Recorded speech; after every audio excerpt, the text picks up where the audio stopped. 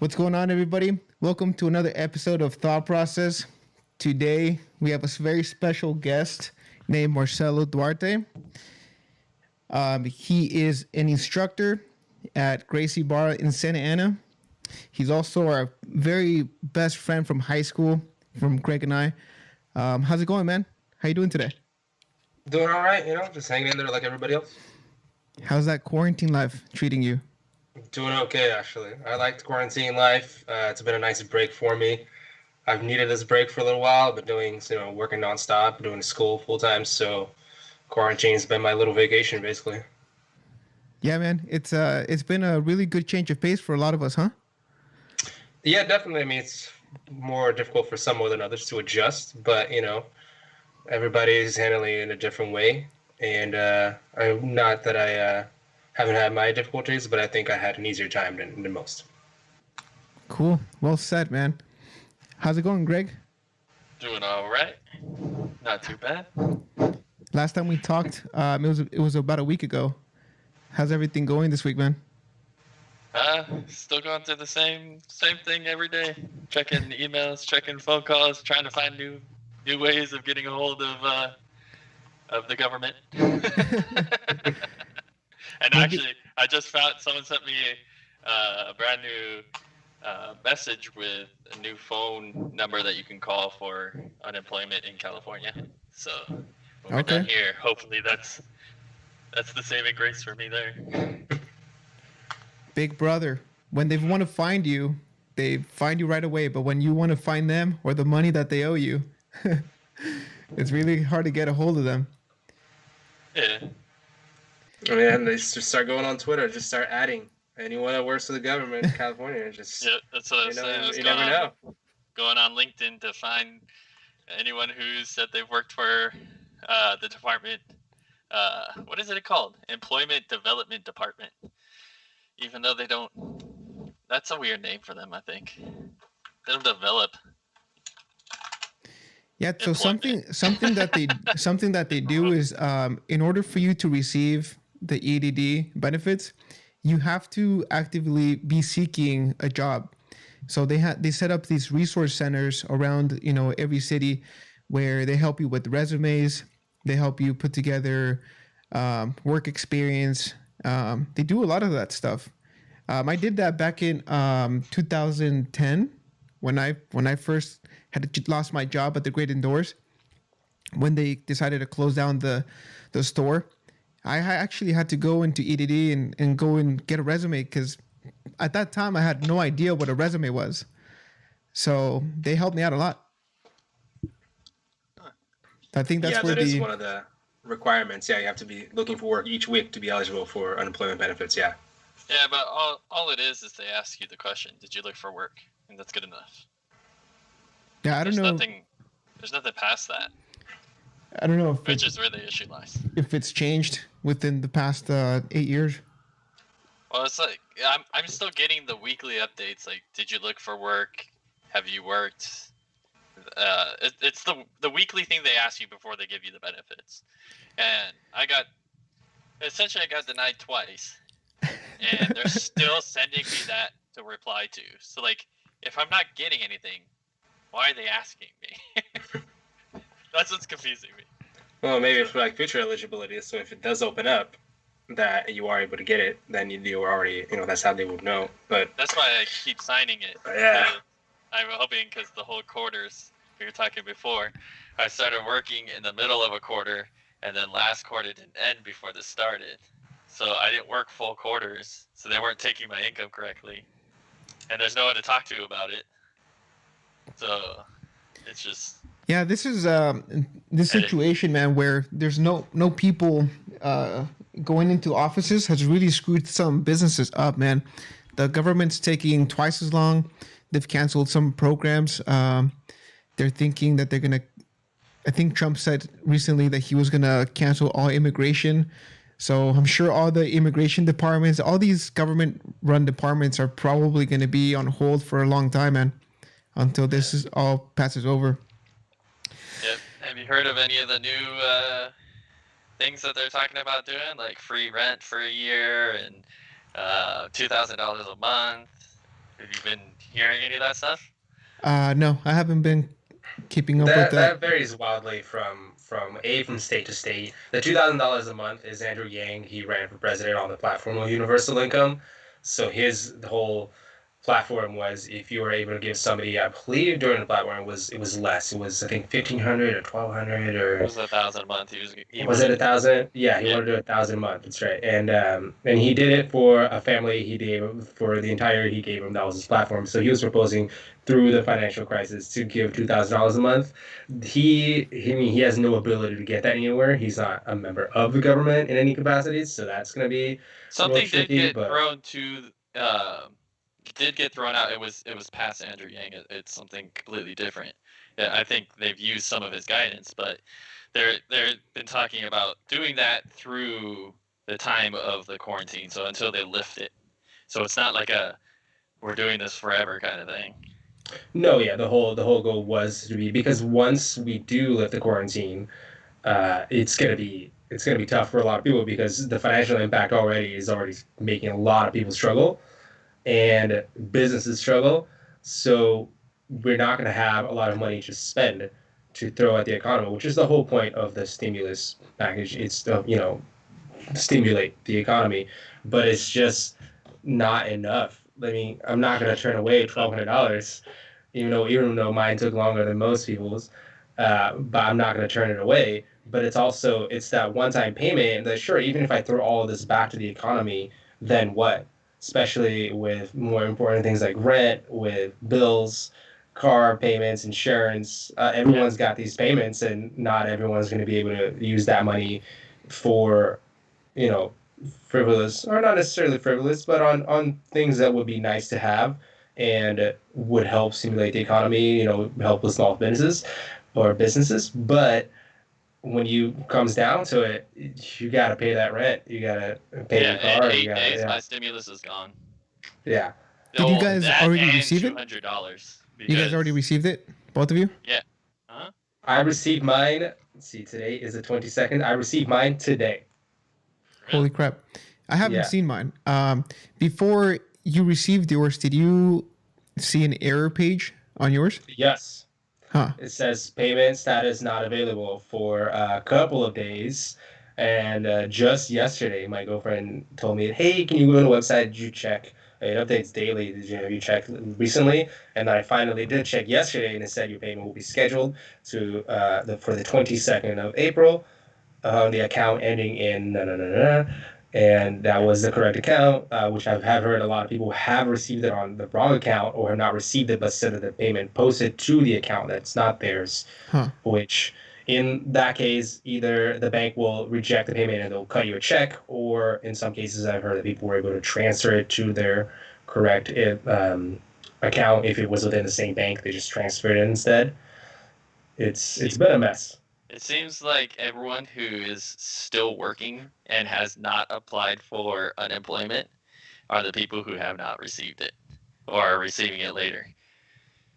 Yeah, I'm Huh. not sure what the guidance is that they're using to distribute the payments. I know that my tax return, I filed it relatively late. I filed it earlier this month, I believe. So I know that if you recently filed, that is something that delays your payment. If you haven't filed it, sometimes it might even be quicker because they use last year's payment information. Mm-hmm. But yeah, I have no idea what the criteria is. Yeah, nobody knows at this point. I didn't file mine yet, and I have not received anything. I'm Yeah. receiving that error code. Apparently, millions of people have received that error code, so I have no Mhm. idea how long it's going to Do you, take. And do you at this guys use point, Bank of America? no, Wells No. Fargo. And at this point, dude, I'm not even counting on the money. Because that's If one it of the comes other later, man, things. if it comes later, then I'll take it. But I'm not even Yeah. counting on it. Because Bank of America is doing the EDD. So they're bogged down with the unemployment calls trying to get their credit cards so that they can get the money out. Hmm. That I'm sure that they're behind on stuff. Yeah. But Yeah. I mean, Huh. I know some of the banks received it earlier. I've heard from a couple of different people that got it through schools first that got it at the same time. because they both had schools first. Yeah. But I don't use that bank. I use Charles Schwab. And then it took me a little while longer. But again, I don't know that that was the criteria. That may be part of it. Who knows? But at the end of the day, this money is just not enough for anyone only because it's a one-time payment, not because it's a series of payments. The next crazy thing too is I know it's happening in other states, but they're supposed to be tacking on another $600 a week to people on unemployment. So whatever you're making on unemployment plus 600. So I know someone who's making, because the max you can make on unemployment is $450 a week. So if you're making 450, you're making 1,050 a week. That comes out to what? $443 a month. Guarantee that's probably more than most people were making before. I know someone making 200 with that extra payment. Yeah, so stuff like that is interesting. Like, how are you going to be making more money than you did before on unemployment? Yeah, because it's a significant amount more. It's not just like off by like $100, $200. But on the other hand, that also doesn't seem like, if we can swing it, it doesn't seem like a bad idea, because you'd want more people to have more money to spend when we come out of this, so that we can boom small businesses back. Because as it stands, if everyone is just barely making enough as it is, and we come out of this and everyone's still barely making any money, no one's going to have any money to spend, and it's going to take even longer to even begin to revitalize the economy. So if we end up somehow coming out with more money, even if it's temporary, I mean, it probably will be temporary, at the very least, we have that little boost that we can do at the beginning to kind of get everything going. But you guys have heard about the small business funds, right? Yeah, actually, I was one of the people that applied for it, and I did it through Wells Fargo. At the beginning, it said it was, it was like it closed down within 3 days, and then they reopened it back up. I was able to submit an application, which I did. And then right now, I've been getting daily emails just saying, "Hey, we're still working on it, but nothing's for sure." So I don't think I'm gonna see that money, man.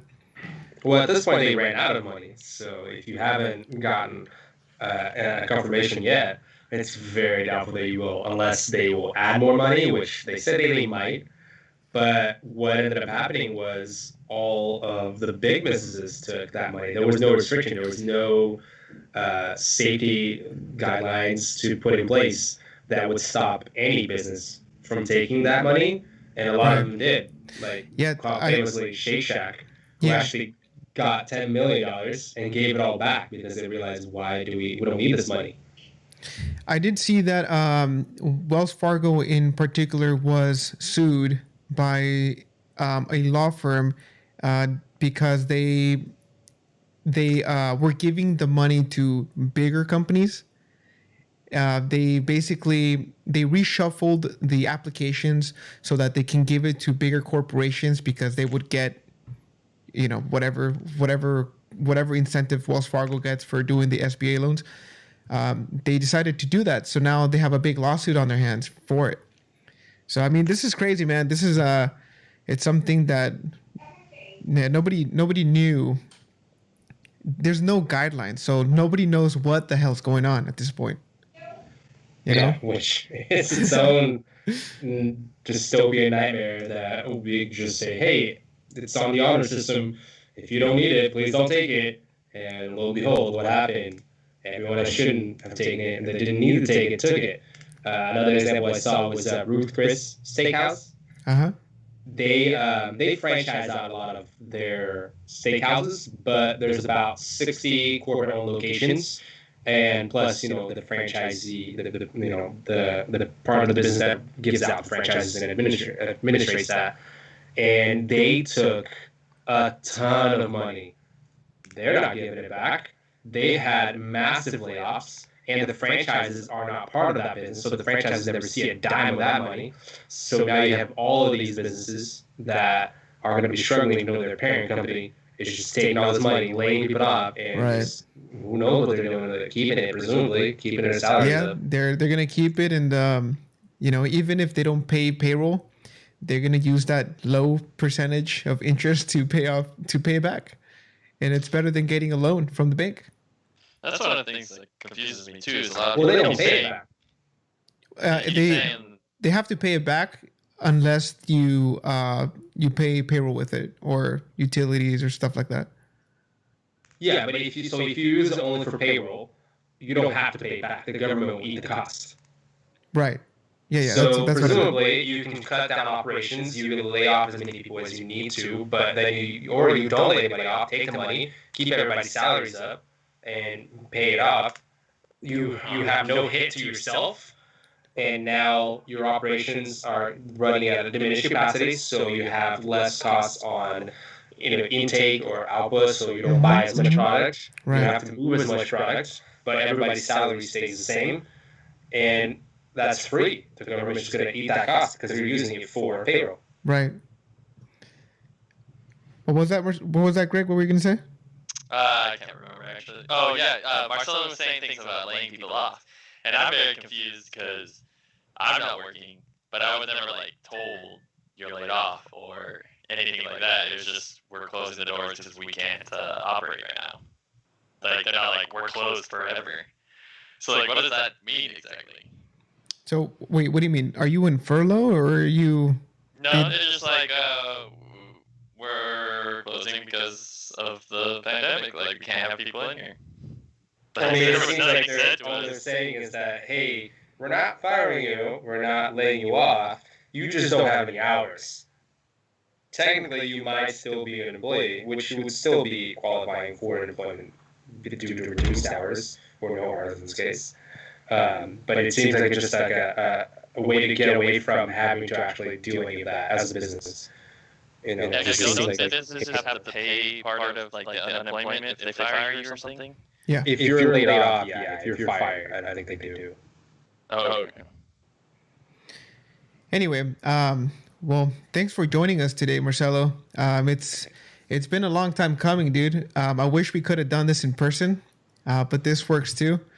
I actually wanted to get into a little bit about, how you got into Brazilian Jiu-Jitsu. I remember, the first couple of months, we were talking about joining together, and 10 years later, you are now a black belt in Jiu-Jitsu under the Gracie Barra. How do you feel, man? How has the process been? And can you tell us a little bit about your background in Brazilian Jiu-Jitsu a little bit? Yeah, so let's start. I got into it honestly by accident mostly. There happened to be a jiu-jitsu school that I'm still a part of, very close to my house. I was walking home with groceries in my hands, and I saw this big banner in this building, and I looked up, and I was like, Brazilian Jiu-Jitsu? I'm Brazilian. What is Brazilian Jiu-Jitsu? Maybe I can get something out of this. And I went in, and as most jiu-jitsu schools do, they offer a trial class. So I talked to the guy, this white guy, his name's Jeff, and he was telling me like all about Brazilian Jiu-Jitsu and what it is, and my structure is Brazilian, so you can meet him, and come try a free class. It'll be a lot of fun. We'll set you up with everything. So I came back. I was 17 at the time, so I had to bring my parents because they had to sign the waiver. Right. So I had to bring in my parents, and they met Professor Opiano. His name's Opiano Malachias. He now teaches in Texas. And he set me up. He talked to my parents, talked to me. We're all talking in Portuguese. And I started doing the class, and it was a lot of fun. It was a good time. So I wanted to come back. So, I had to get my parents to sign me up because I was 17, so I couldn't sign up yet. I wasn't going to be 18 for another couple of months. So they had to sign me again, the waiver. And, got everything squared away, and I started doing the classes. And little by little, I started going more and more and more and more. And I started coming in a little bit early. And he would ask me, Professor Piano would ask me, like, hey, do you want to step in and help me with the kids' class? Just stand here at first, just stand here, watch these kids, these two pair of kids are going to spar, so they're going to just go at each other. and just make sure they don't get hurt or they don't run into any other kids. Just make sure they're safe. And he would get a couple of different people from each of the different classes from the next class that were waiting to step in and just kind of help out by watching a pair of kids while they start. And it started that way. And eventually he started asking me like, hey, we always need coaches for the kids class. Anytime you have a ton of kids, you always want as many eyes as possible on the mats, So, he started like, hey, if you want to come in and help out, that would be great. We can work something out. You can help us out. We'll help you out. And then I started coming in and helping with the kids, and that's how I, started devoting a lot of time to that. And the more time I spent, the more I started improving my demonstration skills, my speaking skills, because a lot of times when you want to explain something very simply, you say like, oh, explain it to me like I'm 5. And you're like, okay, let me boil this down to as simple terms as possible. But in this case, I was actually explaining it to the 5-year-old. Not explaining it like I'm 5. It's explaining it to the actual 5-year-old. If you can't make this work, you don't understand it well enough yet. So that really forced me to be able to boil down what I know. And it really helped me work through what I didn't know, because sometimes I had a really hard time understanding why I was able to do this, but the kid is not able to do this.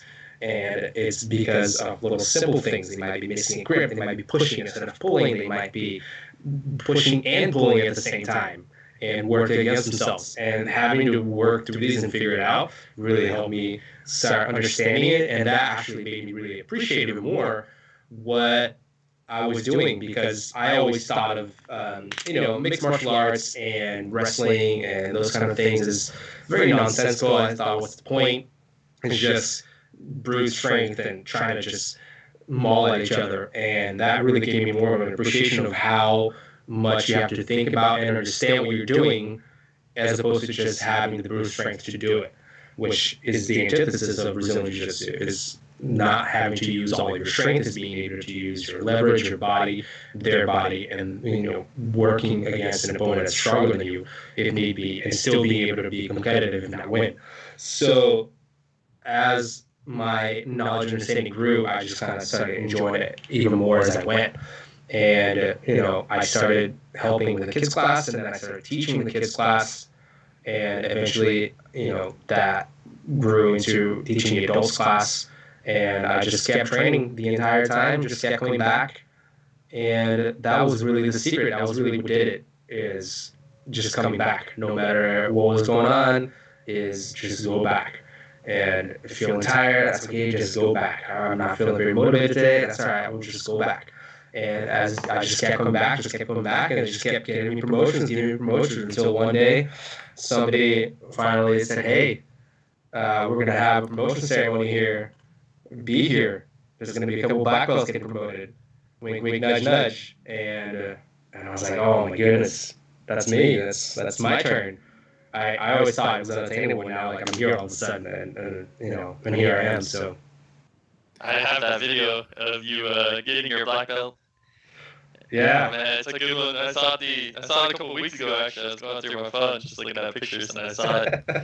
It's funny because I was sitting next to your girlfriend, and we were talking trash about you. We're like, this guy's gonna cry. He's gonna cry so bad.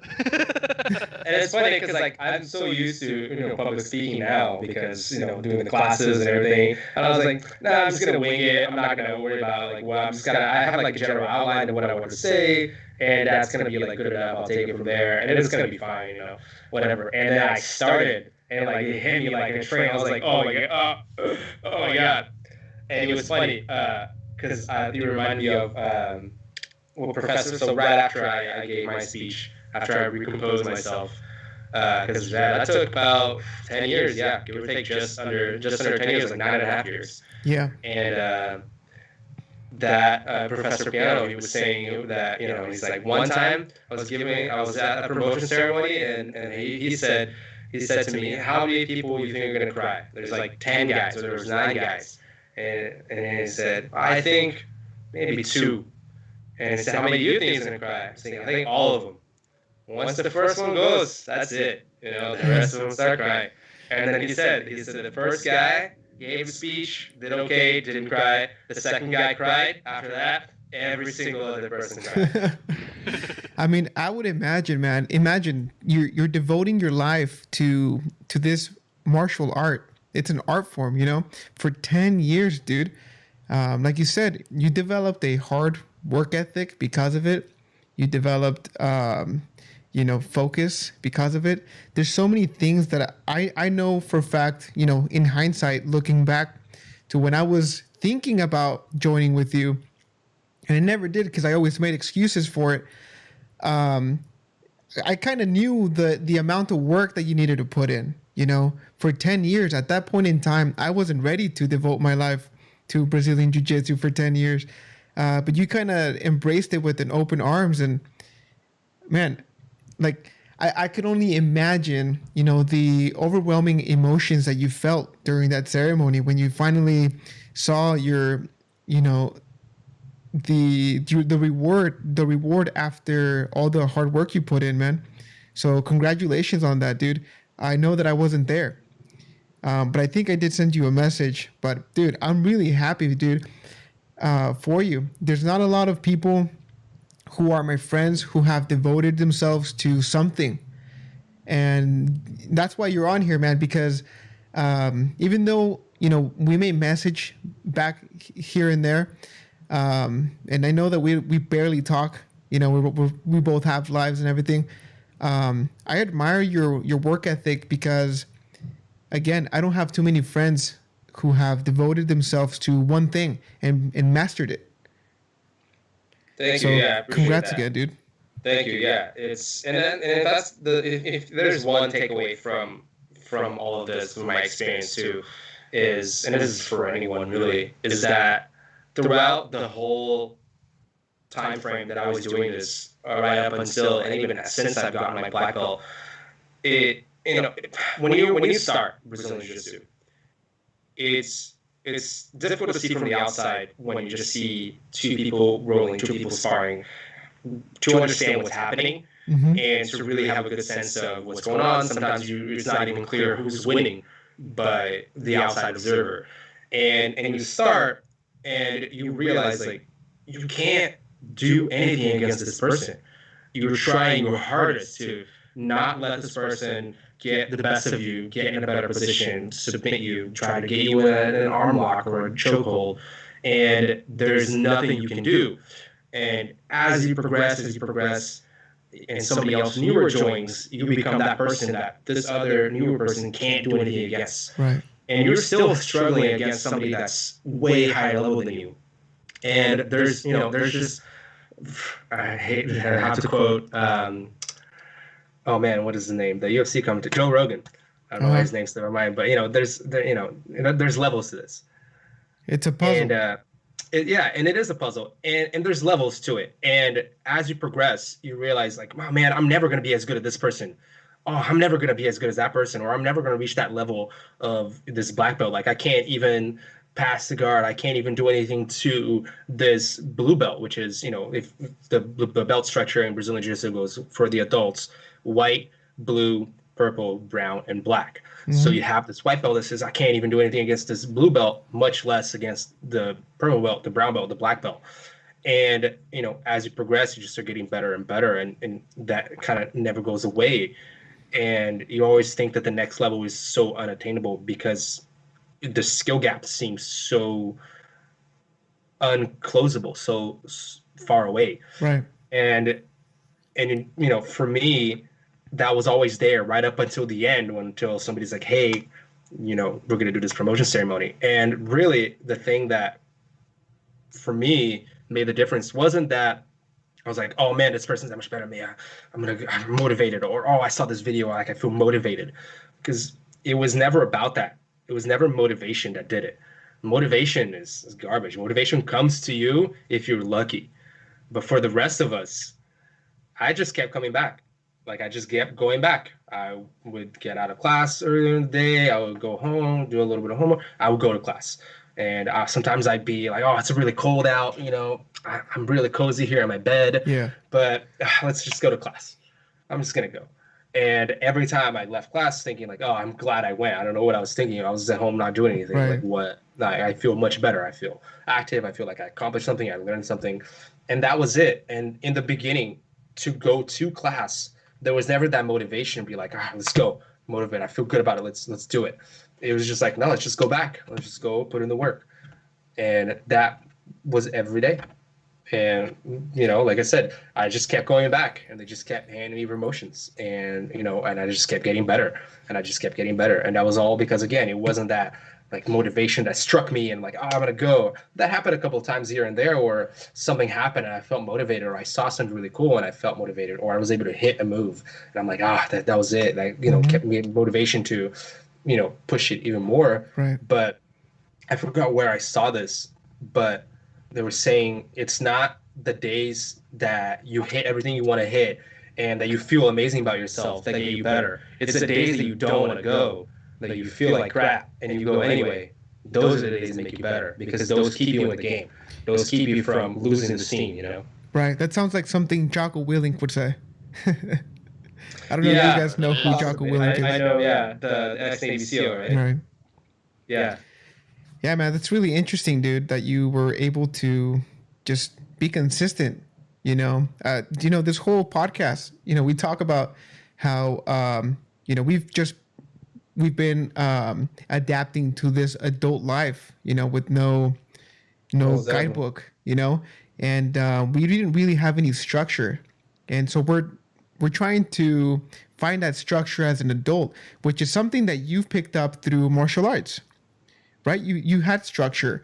There were classes, and your instructors probably told you, if you want to be better, you probably need to be here every day, and so you did, and then that translates to your other parts of life, and so it's a message that we've not only trying to learn and trying to communicate to other people, but we really want to embrace. Like I myself, like right now, dude. I don't think I've ever done anything as consistent as this podcast, number one. And then my work, like the work that I'm doing now. I've never been as consistent in my life. And it's just, it's one of my faults, I wish now, I wish I would have, like, at 18, when we were talking about it, I remember sitting down and having this conversation with you right after high school. You're like, hey, man, you should come in, you should join. And you have no idea how much I regret it, because now I need that structure, Right now I'm like kicking my ass to get up and do the work and do the research to talk about topics or, create a business, which you need structure, you need discipline, you need all these things that you could, I could have learned through martial arts, but you live and you learn at the same time. Yeah, but it's a combination of the structure and fluidity. It's a combination of having some semblance or a general structure, but having it be flexible enough that you can adapt and, differentiate yourself if you need to.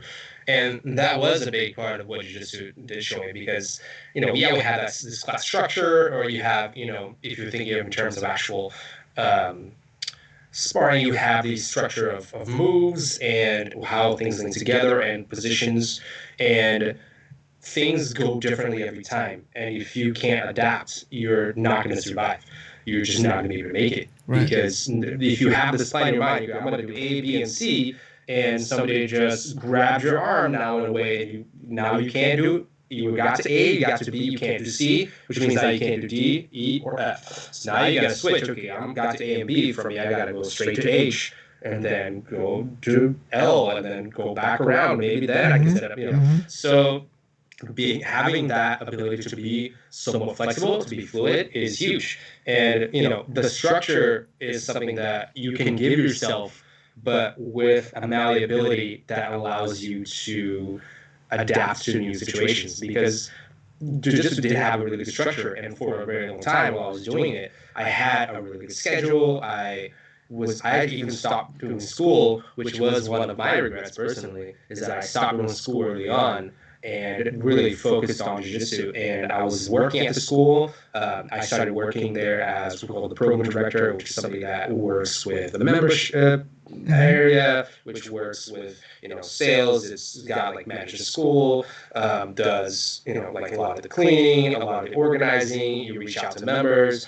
You're basically a one man managerial show for the school, Right. and I was doing that for a little while for the school, and then we ended up bringing somebody else in, so that way I could teach. And I was full time teaching the kids program, so I was teaching all the classes in the kids program, and then I was teaching some of the adults program as well. And for a little while we had that going, and it wasn't until the school ended up changing membership, sorry, not members, changing ownership, that we had somebody come in like, hey, we're basically a husband and wife team, and they're like, hey, we're just gonna be running the school ourselves, so we don't really need a program director, we're gonna do it ourselves. So I was doing just the instructor role, and that actually freed up a lot of my time.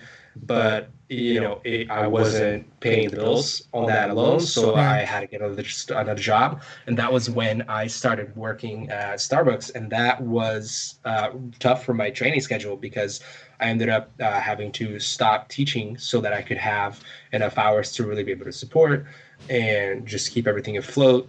So I was working a lot of nights at Starbucks and not being able to get to training as much. Mm-hmm. So anytime I'd have a day off, I'd go, and that really put a hamper.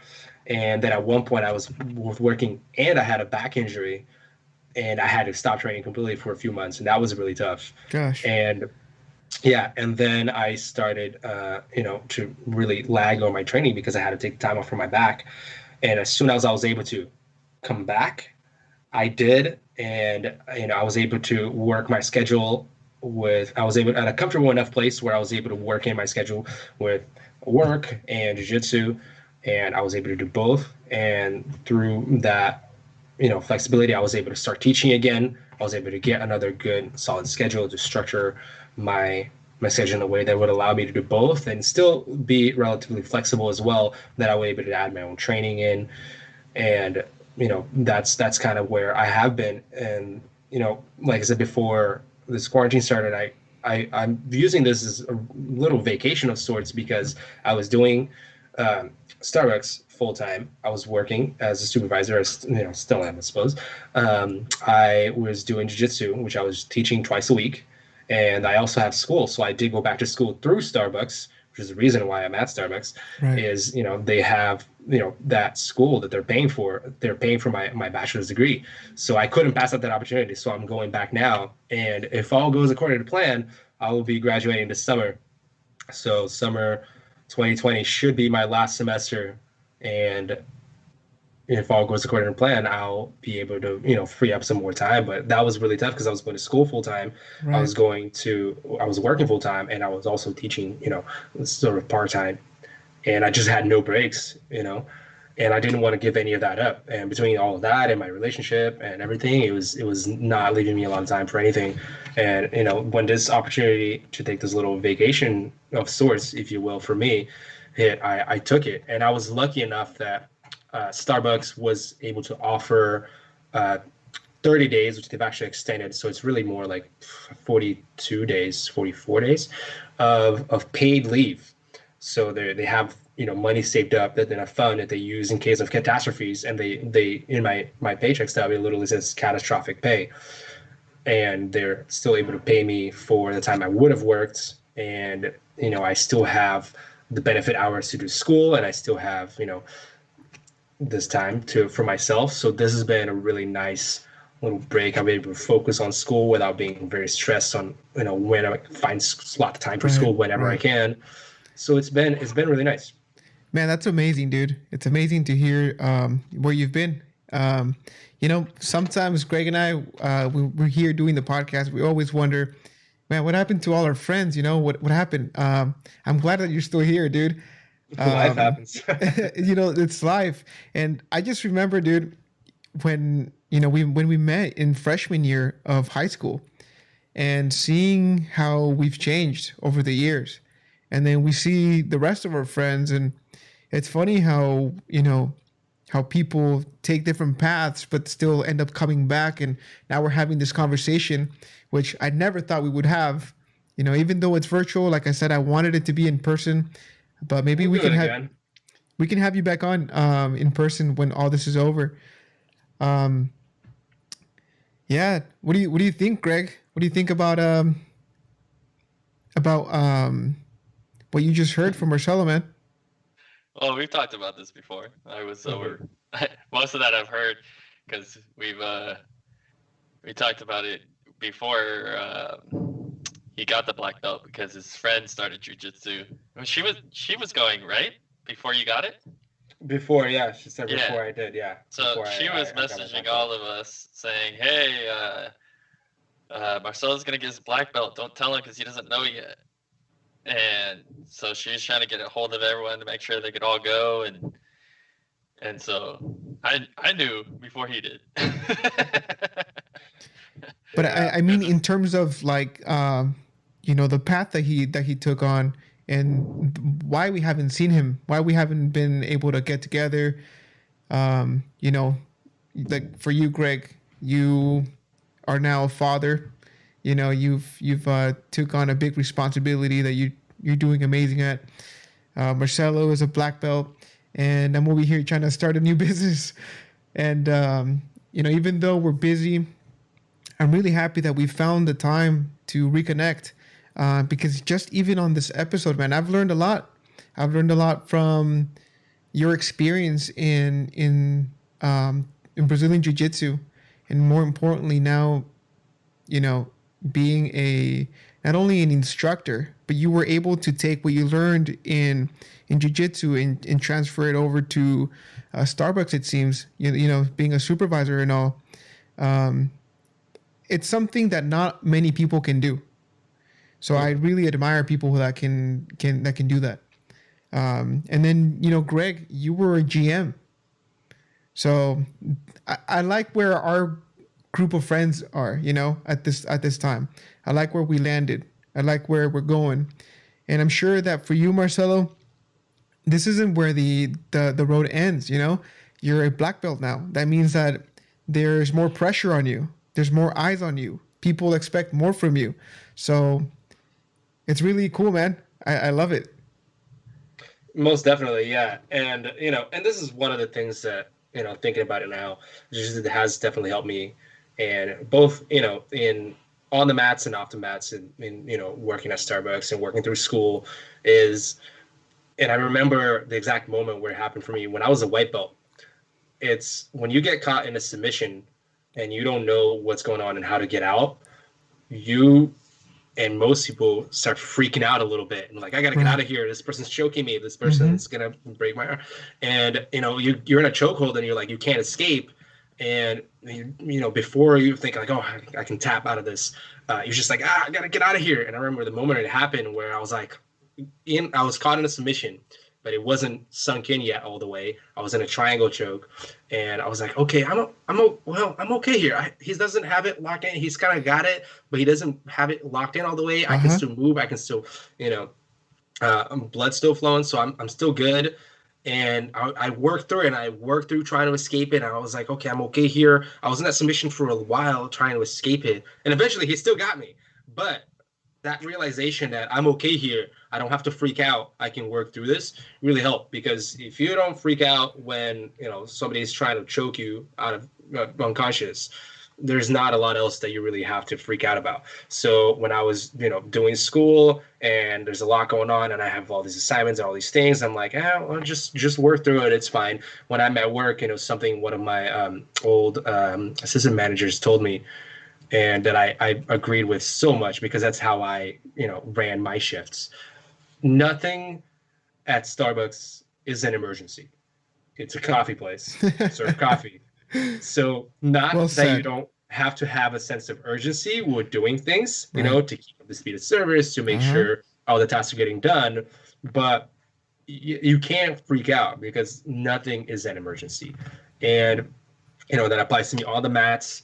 When something's happening, I can't be freaking out like, oh, I'm gonna get in a bad position. That's okay, just work through it. Or so, and that was one of the reasons, even before knowing that I was going to get my black belt, I wasn't ever really freaking out, and I wasn't worried up until the point where I got it. And it hit me stronger than I thought, because I was like, don't freak out, don't stress over all these things. Just kind of keep going, work through it, just do what you got to do. And and that's Man, how it goes. that's funny that you say that, man, because now in the lines of work that I've been, I recently learned that, it wasn't when I was, 5 years ago. I wish it was 5 years ago, but these lessons, they'll eventually come up. You either learn them when you're 5, you'll learn them when you're 50, but eventually life will teach you this.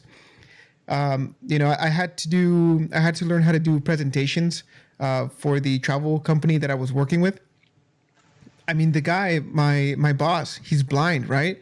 So he can't do the presentations. So I'm not an expert in travel. I've never been to Southeast Asia, and I had to memorize these presentations and go in front of sometimes 20, 30 people and sell them something that I had no idea about. So I've been in those situations too, where, like you said, like you, some people will freak out, and then sometimes even if you stumble some words, like you're gonna be okay. It's they might laugh, but whatever. Or also now as a property manager, I've been in some situations where a community of families are upset about some change of terms of lease. So I've had like 20, 25 people, families, just, almost mob me. The only thing that they needed were pitchforks and torches. And I had to sit there and be collected. I had to sit there and just be consistent with what I knew and work through it. And it's something that like any business owner will eventually face. When you have an unhappy customer, they paid their money and you have to deliver what you promised. And it doesn't matter if the supervisor just died in a car crash, like you still have to deliver. And there are going to be times where I know for a fact that one day some of my apartments are going to be on fire. And so I'm just going to have to work through it. Hope for the best, plan for the worst, like Greg said last podcast. Yeah, no, most definitely.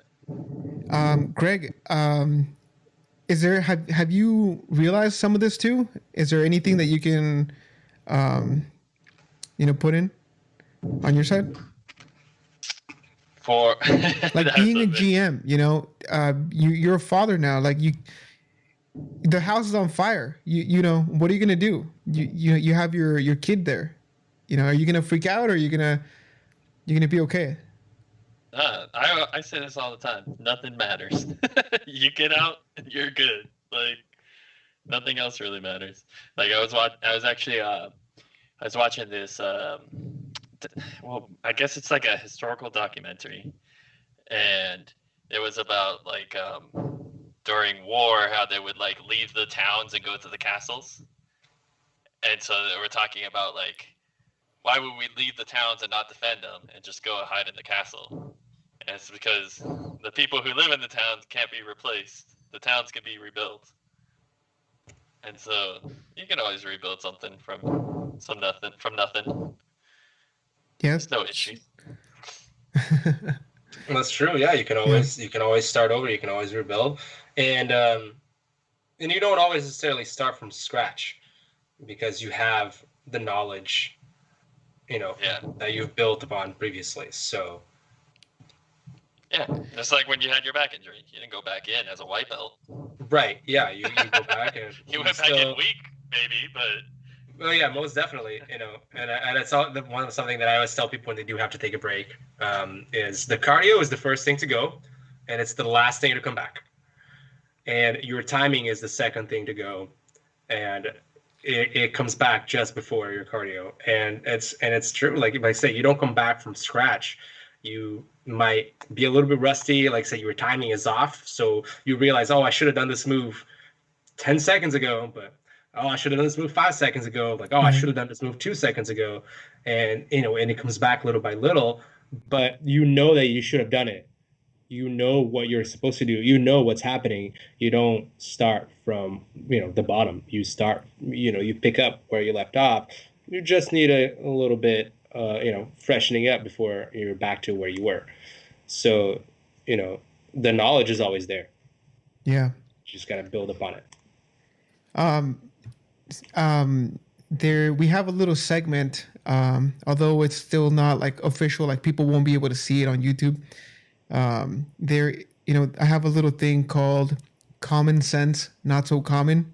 Is there any common sense that you've learned through jujitsu that you would think it's common, but it's really not out in the world? Oh man. I'm sure you have a full book of it. Just you can give us one or two. It's interesting 'cause, a lot of people, and a lot of the people that I know through jiu-jitsu, they, worked as bouncers or, situations like that. And they always see like, oh, these people, watch out. They're gonna get into fights and things like Right. that. But almost every person that I know that just jiu-jitsu, especially at the highest levels, none of them would ever want to dream of getting in a street fight. I don't want to get into a street fight. And the thing that happens is through this is that you learn much more how to not get in a fight than the other way around. If you were to get in a fight, you could use your knowledge, Mm-hmm. but being able to not freak out, to be cool under pressure, and to just de-escalate, that's huge. And a lot of that comes from being calm. And I can't tell you how many times I've been in a situation, that that could have the potential to escalate, but I wouldn't. And this has happened to me, even at work, working at Starbucks. I remember going to so when you work at Starbucks, you can work in different stores in your area, Okay. if they need help. And the store needed help. I was there for 2 weeks. And on day two, I come in and this guy is this girl's trying to take an order through the drive-through. And we can't quite hear what this person's saying. It sounds like a little kid is speaking, and they're speaking, in a kind of a low voice, and they're Uh-huh. speaking from the back of the car, from the back seat and the far side, which makes it even harder. Right. Those are not very good microphones. You can't really understand what's happening. Right. And this guy, this little girl's ordering. So finally, they're able to pull up a little bit far forward into the actual speaker box. And the girl's like, "Hey, I'm sorry, I couldn't hear that." And this guy immediately starts yelling at her, and because she was saying, "Hey, if you could please speak up." And the guy is just freaking out. He's like, "You don't tell me what to do," and he starts yelling at her, starts berating her. So she's like, "Hey, can somebody else please take this order?" So I was like, okay, I'll jump in and I'll take the order. I'm like, hey, sir, this is not necessary. If you'd like us to take your order, please lower your voice. And he starts freaking out and is like, okay, you're gonna have to lower your voice and apologize if you want to take your order. And he didn't. He just kept escalating and he just started yelling more and more. And I just turned off the headset. I'm like, if this is you're gonna be your attitude, we're not gonna help you. I turned off the headset and I stopped taking the order. So this guy decides he's like, I'm gonna go inside. So he gets out of his car, opens the door, and you can see through the window, and he's like 6'2", Oh built shit. like a brick house. He's this big, huge, big, just yeah. And I was like, cool. Day two, helping out the store. I'm here to help, guys. So this guy rolls up. He opens the door. He slams the door open, and he's yelling, and he's essentially he's yelling, "You tell that bitch how to talk. You teach her how to talk." And I was like, "Sir," and everyone is just very confused. They're looking. This guy just slammed the door open. He's yelling for no reason for it. It seems like everybody Right. else because we're taking this order through the drive-through, and I'm just looking at this guy, and I'm not antagonizing him. I'm just looking at him. I'm speaking to him in a calm voice. I'm like, "Sir, this is unacceptable. Like, what are you doing? I'm not gonna, please leave." And he's just looking at me, and he keeps repeating, teach her how to talk, blah, blah, blah. And I'm like, "No, this is unacceptable. Please leave." And just not escalating. I just sat there very calmly. I looked right at him. I didn't look away. I didn't back down. I just looked right at him and, just stayed in a calm manner to de-escalate. And eventually he just stopped and he kept looking at me, and he's like, "Whatever, man, screw this." And he just turns around and walks away. And I'm like, this accomplished nothing for you. Like, what was the entire point? And now Right. he's fuming. He's going back into his car. There's a line of cars in the drive-through, so he just gets back in his car and he's just stuck in line because he can't back up. This car's behind me. He can't go forward. This car's in front of him. So now he's just sitting there fuming, and it's like, what did any of this accomplish? Just stay calm. And that's one of the things. You know, none of us want to get into a fight.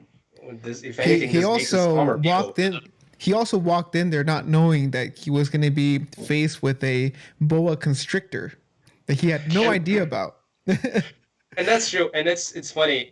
One of the greats of Brazilian Jiu-Jitsu. His name is Marcelo Garcia. He's like about 5'7". He's like small, skinny guy, stocky, but he will demolish people. He would fight. The absolute division is where there are no weight classes. It's not restricted by weight, so it's anybody can sign up for that division. So you get the champions of each of the weight divisions going Right. against each other, and he would fight guys way bigger than him and win. And you realize, like, that skinny guy right there could be a world champion. I don't know.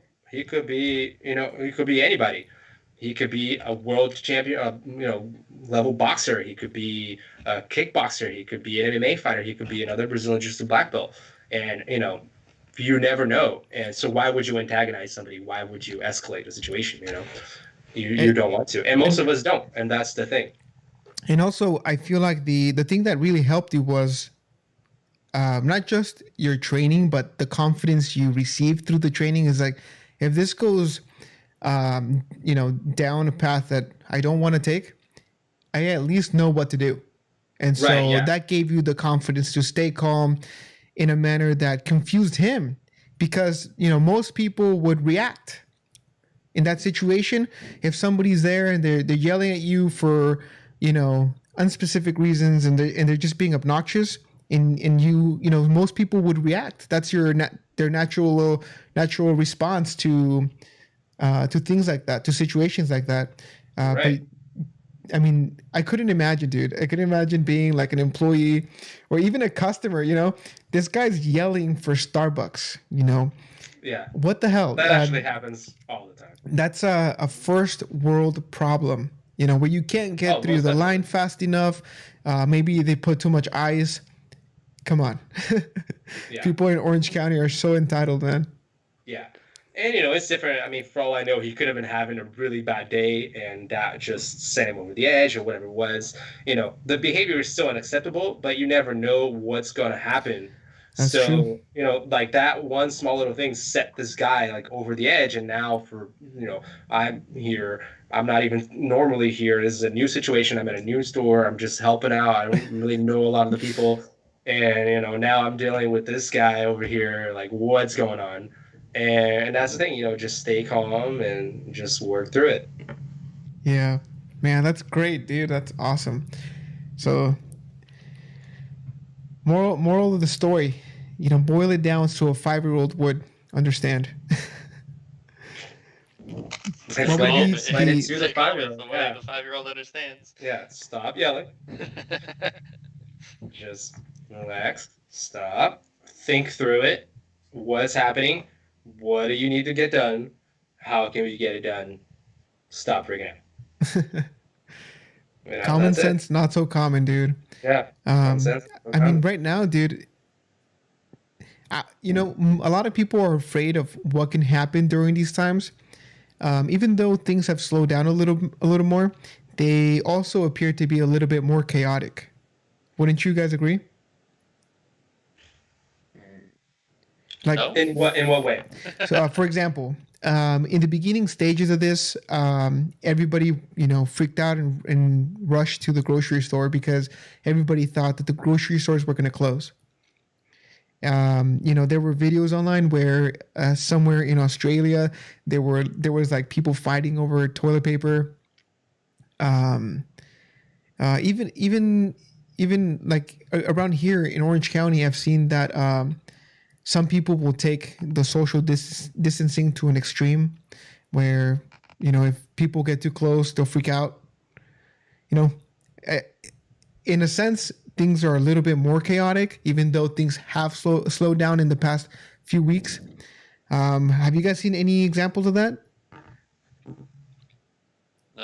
I mean, everyone I talk to isn't necessarily scared of it. They're just kind of like, we gotta do this. We have no option. Huh. Yeah, I think in terms of chaos, it's really hasn't been so much the general public's reaction as it has been, the structure, the government's reaction, or a governing body's reaction, whether it be the state, local, or federal government, and and then the businesses that we frequent, because everything's been escalating at such a pace that no one knows what to do at first. So everyone's just kind of making it up and seeing what everybody else does. Right.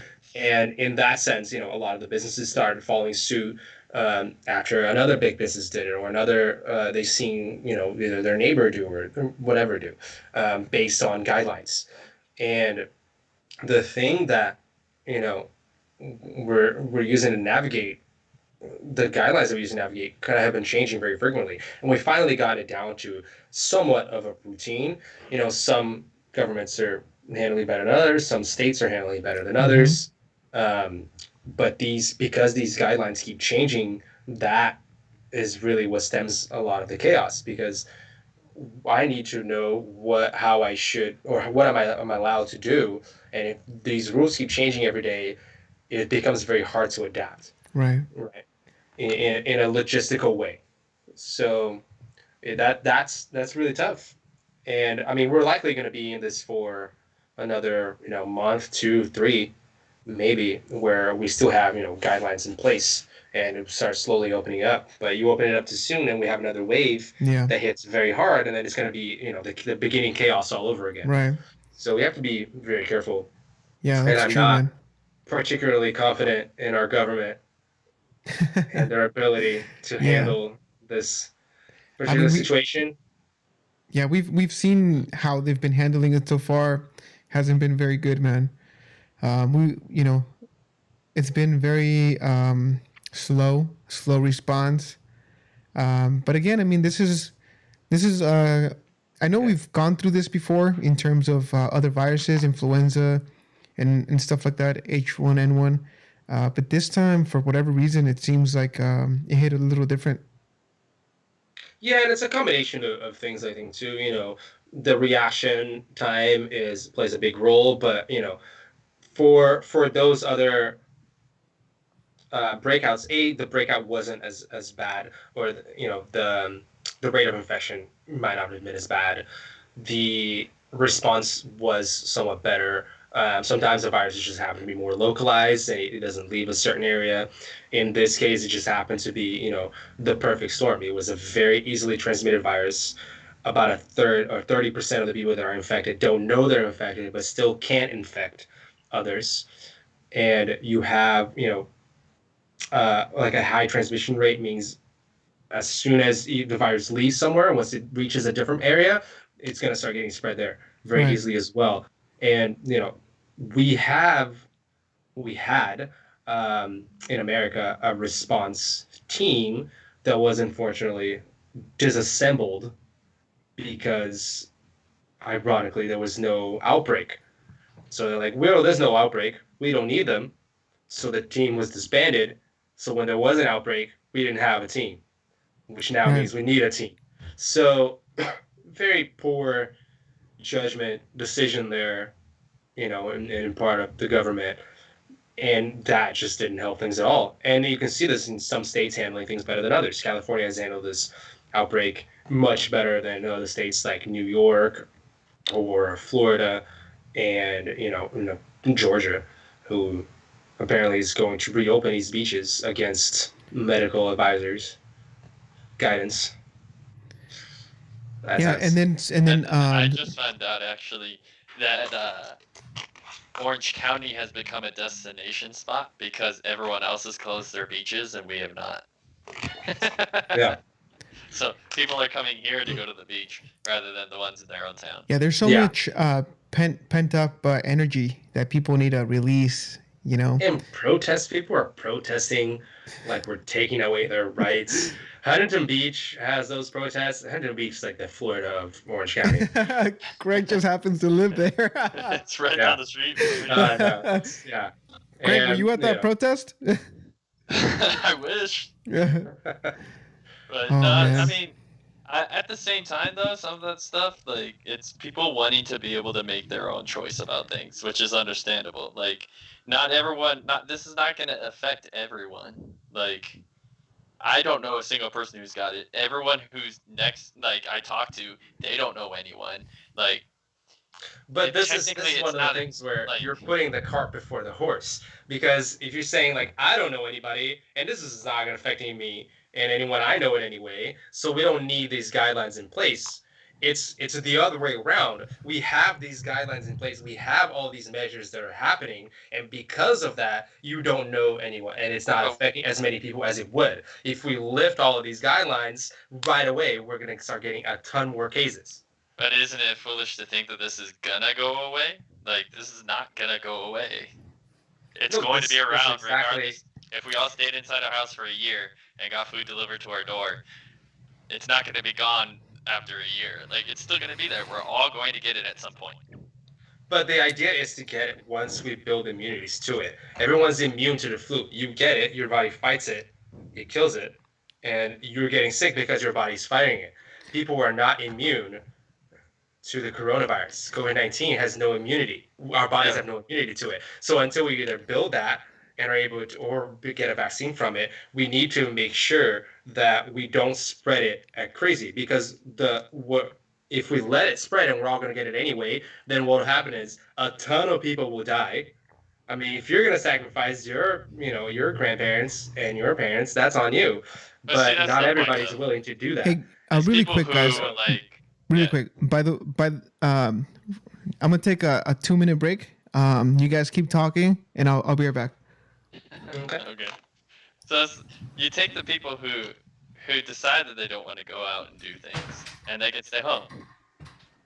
Set something up that way. But then everyone else who say you have a business or say you do still want to work, like, why shouldn't they be able to? They're taking the risk. Like, I don't force my way into my parents' house if they don't want me to be there.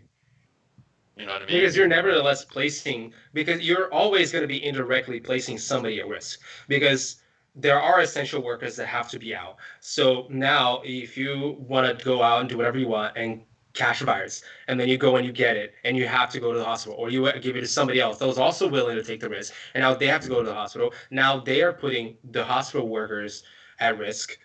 And now those people are putting their families at risk, whether or not they wanted to. They are volunteering to go. That's their job. They have to take care of those people. Indirectly, you're going to be putting someone at risk that didn't want to. And at the same time, you can't run a country or an economy on a volunteer basis, because the only people that might be willing to go out might not be enough people to actually be able to do what we need to do effectively. People that work for police, people that work for the government, people that work for grocery stores. No grocery store wants to be out there for $14, $12 an hour. Now they have an extra $3 an hour. Good for them.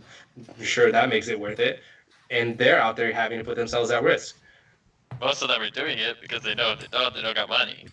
Exactly. So they but don't see, want to like- be putting themselves at risk. And these guidelines are the way to protect them as much as we can possibly protect them. Yeah, I don't know. I'm not scared of it, and I understand that, like, you can give it to other people and all that, but at a certain point, like, it feels like we're just kind of wasting time. like, have you been to a hospital? I've actually really wanted to go and drive by a hospital to see what it looks like. They 'Cause have I've heard- usually they have tents set up outside for little like, stations. drive-through. Or the ones that have testing, yeah, you can do the drive-through testing, but the tents are also for in some cases overcrowding, and in a lot of cases just to get an extra step between somebody coming into the ER for whatever they have and into the actual building. It's a little extra step, extra safety measures as well.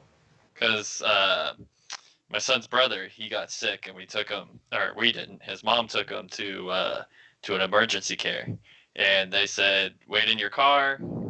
Someone will come out and either get you or talk to you. Mm-hmm. And then they took him inside to one of the rooms, and they just did the normal checkup kind of thing, and then they tested him. He didn't have it. He just had some kind of normal sickness. Yeah. I don't know exactly what it was. I wasn't told. Yeah, I've had to take my dad to the hospital a couple of times for separate issues. He doesn't have it, but he has, he's older, so he has other issues, and he has to go to the hospital. So I drive him to the hospital. I always drop him off. I stay in my car. I don't go in. He goes in on his own. He does his thing. He comes out. They always, if he didn't have a mask, they would give him one. Mm-hmm. That happened the first time, that's what confuses. What kind of mask did they give him?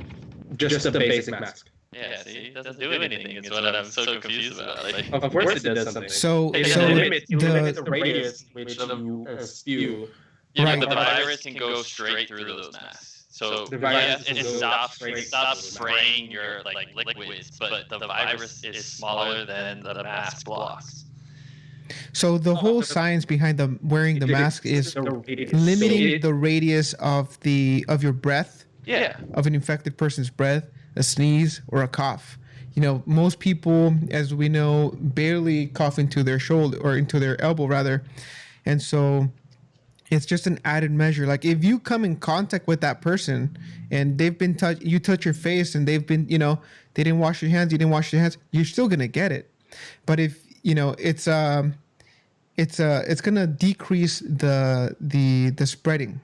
It's basically, You're thinking of just the mask on its own, but if you take the mask, which limits the radius, so now you're not breathing out, air is not going as far, it's staying in closer to your body, and if you cough, it's not going to go as far. If you sneeze, it's not going to go as far, and you couple that with the social distancing guidelines of 6 feet, and everybody's not standing right next to each other. Now all of a sudden, you've got a really good way to decrease. And even if you're decreasing, only say 80%, 90%, even if it's just 70% of the infection rate, that's 7 less people that will get it. And once you realize that these things don't work on a regular scale, it's a logarithmic scale. So that means, if you have, let's say you have a lily pad, right?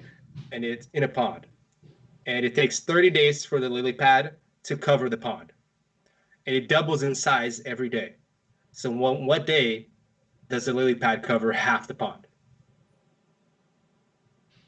Wait, are you actually asking me to do this? Yeah. So I wasn't following the size of the pond, so you my have, bad. you have a lily pad or like a flower, whatever. You have a leaf.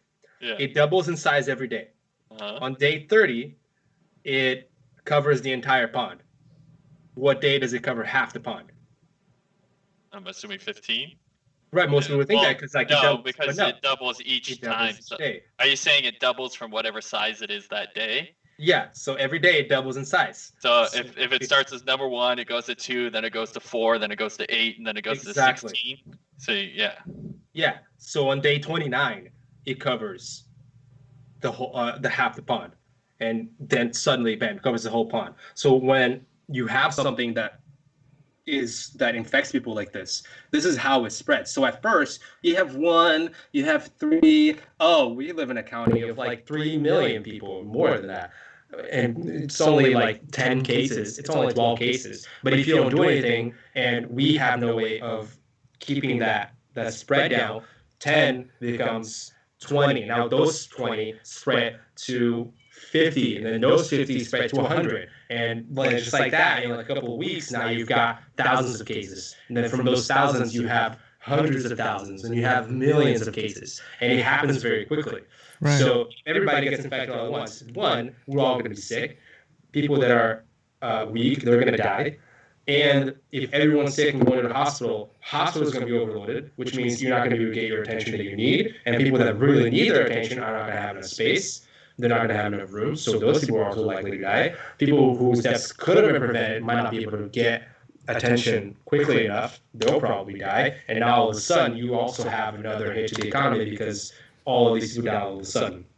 So, you're better off doing this than just saying, whatever, let the people who want to die. Their choice. I just read an article that Sweden is weeks away from herd immunity, is what they're calling it. Did you guys read anything in that regard? Nope. I haven't heard about that specifically. That's kind of what the United Kingdom was trying to do, but they were not doing so hot. Sweden has a smaller population, and it's also, their healthcare system is significantly better in terms of accessibility. Right. So, I don't know. Yeah. Well, all we can do is just follow the guidelines and try to do our own part.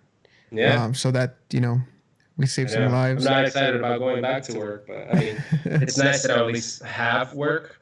So I am glad about that. But I do worry because my parents are both over 65. So they're both at risk. And my dad is he needs to go to the hospital. He's somewhat sick, so he needs to go. So it's not something that I want to do if I can avoid to, but I really can't avoid to because I've been really lucky that they've paid me for this like month and a half that I've been able to stay afloat here. But I'm gonna have to go back to just keep the bills paid. Yeah, it's for me. I kind of just transferred onto working from home. Like what I do, I can do from anywhere. So I've been lucky in that regard too. Mm-hmm. So business as usual for me. Although it's a little weird. It's a little weird to get used to. Yeah, for sure. Yeah. Well, thank you very much, Marcelo, for joining us today. I hope that we can have you on a little more often. I really dig the story behind the Brazilian Jiu-Jitsu and the things that you've learned through it, and maybe we can do dinner or something once all this is over. Once it settles, yeah. Come to my restaurant so I can have a table. There you go. It works for me. So a little something that I do before we end the podcast is I read a little excerpt of Heart of a Buddha. So here we go. All that we are is in the result of what we have thought. It is founded on our thoughts. If a man speaks or acts with pure thought, joy will follow him, like a shadow that never leaves his side. So I'll read that one more time. All that we are is the result of what we have thought. It is founded on our thoughts. If a man speaks or acts with pure thought, joy will follow him, like a shadow that never leaves his side. With that, again, thank you very much, Marcelo, for sparing some time and hanging out with us on the podcast. If you want to plug in, I forgot to ask you one thing. How is the Gracie adapting to the situation at this time? Better than most other jiu-jitsu affiliations, I would say, but it's still really tricky. We're switching to online classes, so we have another instructor at school who's currently him and one of the other coaches is they're doing online classes through Zoom. I know a lot of the other Gracie Barra schools are doing that as well. It's a good way for people to stay connected in some way. It's definitely not the same. But it's still a really good way to, you still get to see everybody else doing the drills where everybody's at home. The kids as well, it's good that they keep that routine of seeing their instructor, seeing their professor, seeing, their friends. We're adapting as best we can. I think, like I said, better than most other affiliations in the sense that we have a really good schedule. There's morning classes with really big names in jiu-jitsu that are doing online classes, and then they can do their own online classes with their own schools later on and still keep that touch, that connection with it. And I think those are being structured really well and in a way that helps everybody stay active and in touch. So it's a change, definitely, and but adapting better than most, I would say. I'm really happy to hear that, man, because most people underappreciate the opportunity to be a part of a gym like that teaches you so much. So to hear that you guys are still doing okay and adapting is really good to hear for people who are interested in keeping that structure and being part of a martial arts gym.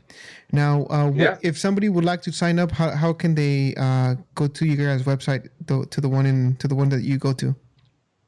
Yeah, so if people are interested, we still have a new process for getting signed up. Just look us up, Gracie Barra Santa Ana. That's Gracie Barra, 2 R's, Santa Ana, or GBSA, or give us a call. We'll look up our information out there. It's going to be I can just shout a phone number here, and if people are interested in giving us a call. But just look us up, shoot us an email. Whatever you want to do, just stay active. Just shoot us a text or give us a call, 714-925-9393, or just look us up on social media or out there on the internet, GBSA, Gracie Baja Santa Ana, and we're out here doing the Cool, best we man. can. Hey, dude. I think we should do a class once this is all over. What do you think, Greg? It'd be a cool experience to Let's maybe go. come back. It's been 10 years, man. It's been 10 years that I've been wanting to do it, and I mean, here we are. Yeah, you guys like going to the gym, staying in shape. It's a good way to do that. Yeah. Well, thanks again, man. We'll have to see. Yeah. Not a fighter.